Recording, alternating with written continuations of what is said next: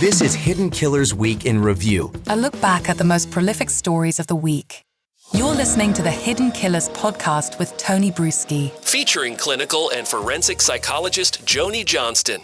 The defense team for Richard Allen in the Delphi murder case, they have some questions for investigators.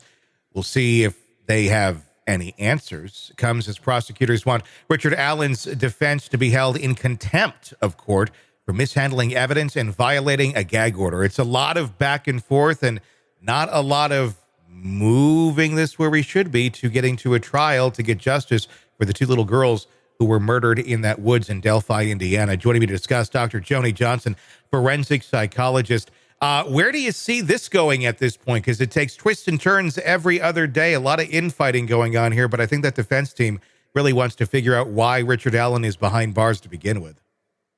I think I need one of those magic 8 balls. Do you remember those? You shake up. And then...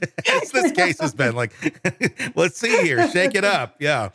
I mean, I think that's about what I can do at this point. I've never seen, we've heard everybody say the same thing. I mean, I'm just hoping that we don't lose sight of of Abby and Libby, because we've never seen anything like this in terms of the maneuverings and the accusations and the, conspiracy theories and all kinds of things. So this seems to me like another, kind of shot across the bow. Mm-hmm. The prosecutor is wanting this to happen, the defense to be punished for this. The defense is saying, you lost these interviews and, now we think you did it deliberately or whatever. And so it's just more legal wrangling. And then you have the whole issue with the judge and how that's kind of playing itself out. So, I mean, who knows what's going to happen with this case? There is so much. Yeah. There is so much. And it's like, are we even going to have a trial? It's going to feel almost like the trial is anticlimactic after all the things that have happened up to now. So I think, keeping our eye on justice and trying to figure out what that is so challenging. I can't imagine, trying to select a jury pool. Yeah. Oh, and if we do get to a trial, and if he's convicted, there will be a second trial. He basically has a free trial, a new trial free card after all of the wrangling that's been going on here. One thing I want to also ask you about on this is the deleted interviews. Of course, the prosecution saying, "Oh, these are nothing. we deleted, or they got accidentally deleted a long time ago. Somebody pressed record and it recorded over everything prior to this date." Which had a lot of information on it. It seems like kind of a broad statement to say that these were of zero value. I would imagine they had to be of some sort of value if they sat down and recorded them to begin with.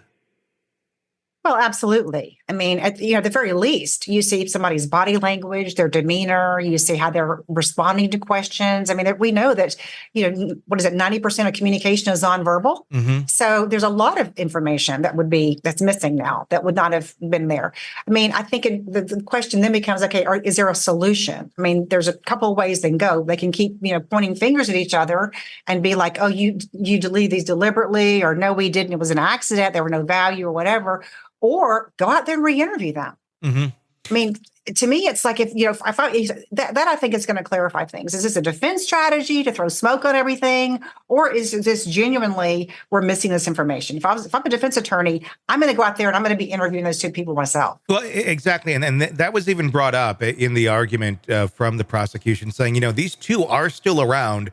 They can be interviewed again. But we are talking now, originally interviewed 2017. We're talking 7-8 years later after the fact. I would imagine what you would get today in an interview would be very different than what happened the week that these girls went missing. Would you not? Yes. And I think there are some notes that have been retained. So it's not that everything is missing, but you're absolutely right. I mean, I don't want to minimize the fact that there is information that is going to be missing and is not recoverable. And that is how these people were and how they presented themselves, and specifically what they said word for word back in 2017. Mm-hmm. So I think all that the defense can do moving forward is to, make sure they've reviewed those notes and as much as possible, perhaps interview the investigators who interviewed the individuals, which I think they're wanting to depose. Yes. There's some back and forth with that. And then doing the best they can in terms of going out and interviewing the people today.